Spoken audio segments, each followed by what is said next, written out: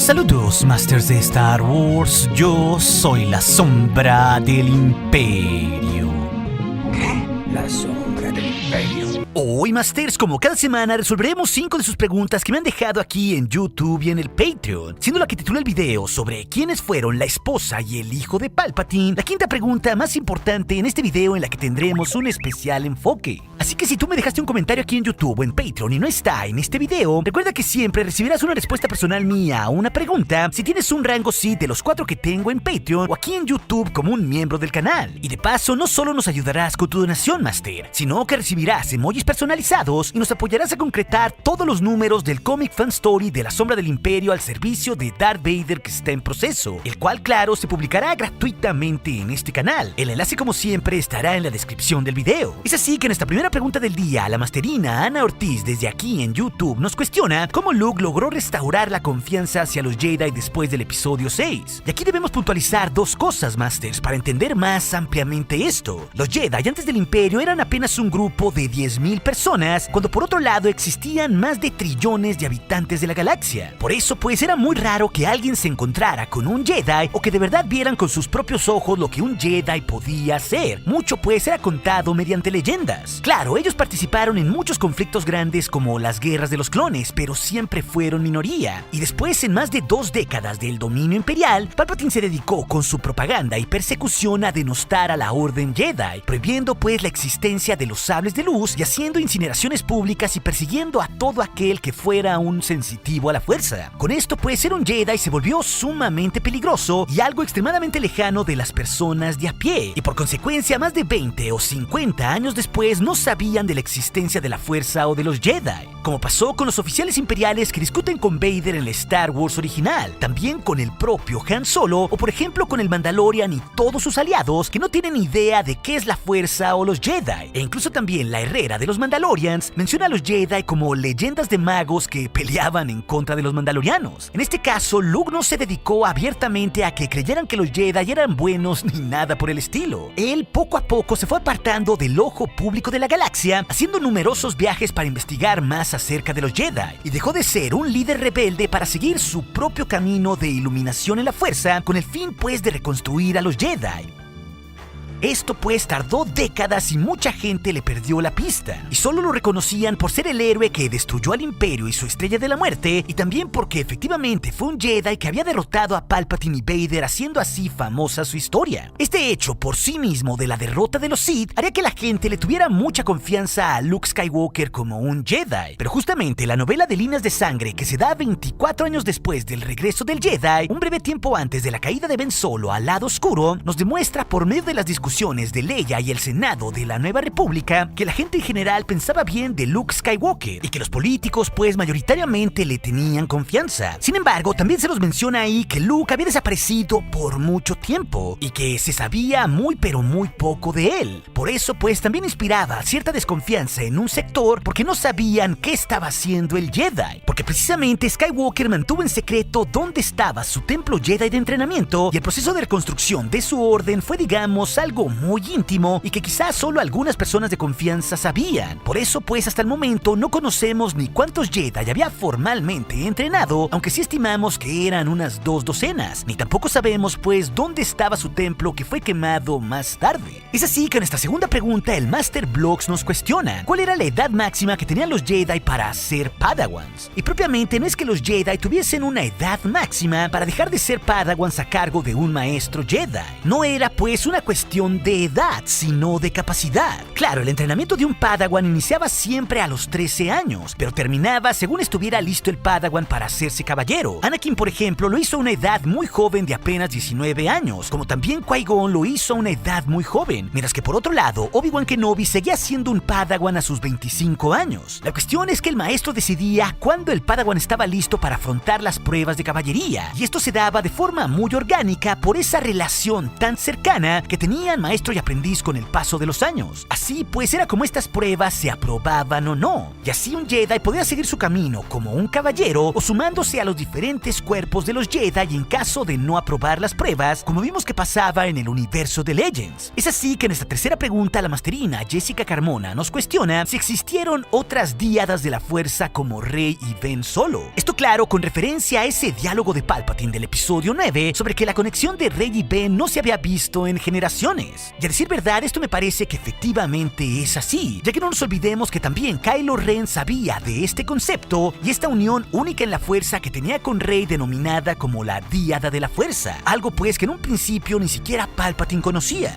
Y es algo que, si lo recuerdan, también lo habíamos escuchado desde filtraciones mucho antes de la salida del episodio 9. El caso es que precisamente esta manifestación de la fuerza parece ser otra forma en la que este campo místico busca estar en balance, como lo hizo antes creando al elegido de la fuerza Anakin. En este caso, creando dos partes distintas, una oscura y otra luminosa, que están entrelazadas y se atraen, como pasa con Ben y Rey.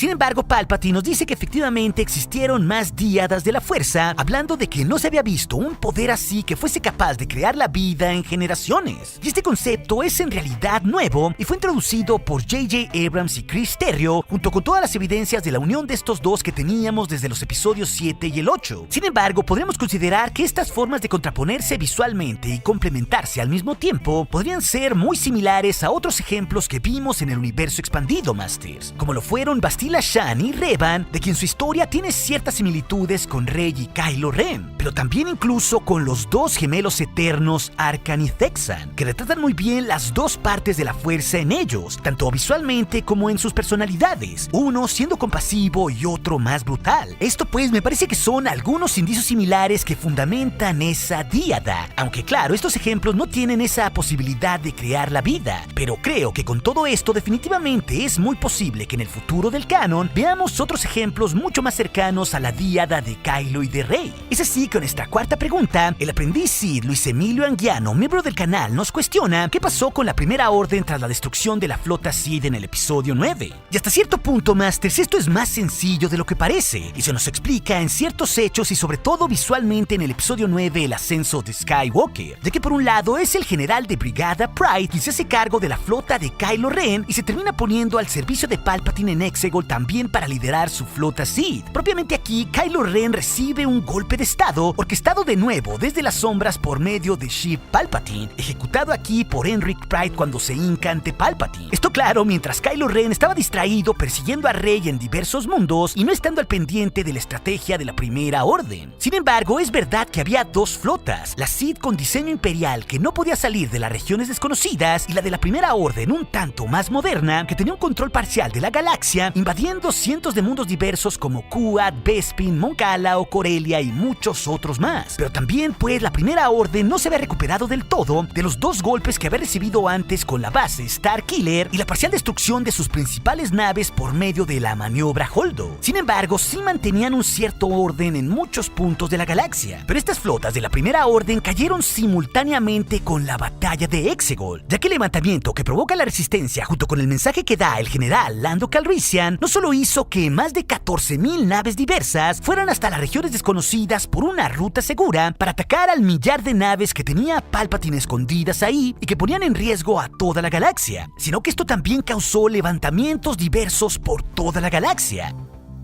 Es por eso que visualmente al final del ascenso de Skywalker, si nos fijamos bien, cuando todo el mundo está celebrando, vemos aquí tres mundos diversos donde Star Destroyers modernos de la Primera Orden y no los típicos imperiales de Palpatine terminan cayendo o siendo destruidos en diversos planetas precisamente por estos levantamientos locales. Esto pasa en mundos ocupados como Bespin, donde cae un destructor, o también en Jakku, donde uno de la Primera Orden cae junto a uno imperial que habíamos visto desde antes en el episodio 7. Pero también es muy claro cuando Wicket el Ewok ve desde la superficie de la luna boscosa de Endor que alguien le aplicó de nuevo la maniobra Holdo a un masivo destructor de la Primera Orden en la órbita de su planeta. Algo pues que es un fino detalle visual de la película y que termina por explicar cómo toda una galaxia se levantó para barrer con los restos de los Sith del Imperio y la Primera Orden. Es así que en esta pregunta final que titula el video, la masterina Elizabeth Jenny nos cuestiona quiénes fueron la esposa y el hijo de Palpatine. Ok, este tema, Masters, tiene mucha tela de dónde cortar.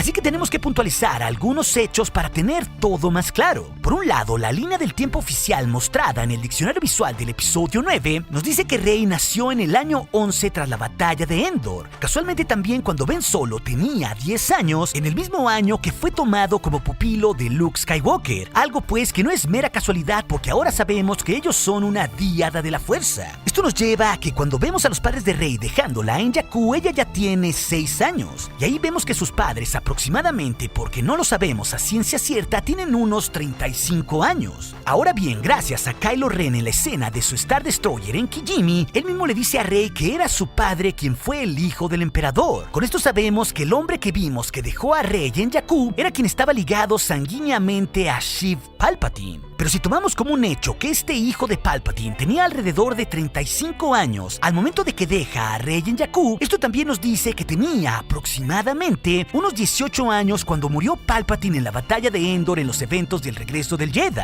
Y por ende, esto también nos dice que el hijo de Palpatine debió de haber nacido en un tiempo aproximado a 5 años después de los eventos del episodio 3, La venganza de los Sith. Esto claro, en un periodo cuando Palpatine ya era el emperador de la galaxia y tenía todo absolutamente controlado y por ende podía hacer prácticamente todo lo que se le antojara. Cabe señalar que el nombre del padre o la madre de Rey no lo conocemos aún, porque no se ha revelado oficialmente en ningún contenido del canon. Pero esto, por obvias razones, hace que nos preguntemos quién fue su madre por estos tiempos que coinciden con la época casi de las precuelas. Pues canónicamente, Masters, no hay una persona que haya sido propiamente retratada como la amante de Palpatine, pero sí hay algunas señales que nos relacionan a las películas, las series y el universo de Legends que pueden por terminar por explicar esto. Así que netamente aquí entramos en el área de la especulación responsable. Ya que no me parece casualidad que la historia del Palpatine resucitado por medio del lado oscuro y los clones, más que tuviera un hijo y también por ende una madre de su hijo, haya sido una especie de reinterpretación del canon de diferentes historias de Legends como Dark Empire y otras más. Por ejemplo, en Legends, Palpatine tuvo efectivamente un hijo llamado Triclops, un mutante de 3 ojos fruto de experimentos de la fuerza, que también curiosamente tuvo muchos problemas con su padre, como pasa con el padre de Rey que claramente estaba huyendo de su propio padre Sheev Palpatine, algo que denota que el emperador quería controlar a su familia. Pero quizá la respuesta sobre la abuela de Rey y por ende la amante de Palpatine esté precisamente en Sly Moore, una humanoide umbarana originaria precisamente del planeta Umbara, una que era adepta de la fuerza y que tenía la capacidad de manipular a los demás. Lo importante de esto, Masters, es que durante toda la época que Palpatine fue un canciller, ella le sirvió como la principal asistente de Sheev en el Senado y estuvo presente junto con él en numerosos eventos de Clone Wars, o por ejemplo también en el episodio 3 se les vio codo a codo. Estas pues son pequeñas señales sutiles de que Palpatine podría haber tenido algo más con ella. No nos olvidemos que en esa escena de la ópera, ella y Palpatine estaban sentados juntos, como si estuvieran disfrutando del espectáculo, y esta se va de estar al lado de Palpatine exactamente cuando llega Anakin Skywalker. Pero lo importante de esto, como lo analizamos en un video anterior de las preguntas del día sobre si Palpatine pudo haber tenido un amante, por si gustan revisarlo, es que precisamente en el universo de Legends, que Sly Moore, al tener un ADN sensitivo a la fuerza, estaba obsesionada con los experimentos del maestro de Palpatine, es decir, Darth Plagueis, de influenciar la vida por medio de los midichlorians. Por eso, pues, cierto rumor en la galaxia contaba que Sly Moore había permitido que se le implantara en su vientre un experimento que habría sido precisamente el fruto del hijo de Palpatine, Triclops, ese mutante de 3 ojos que antes les mencioné. Lo interesante también es que en el antiguo banco de datos oficial de Star Wars,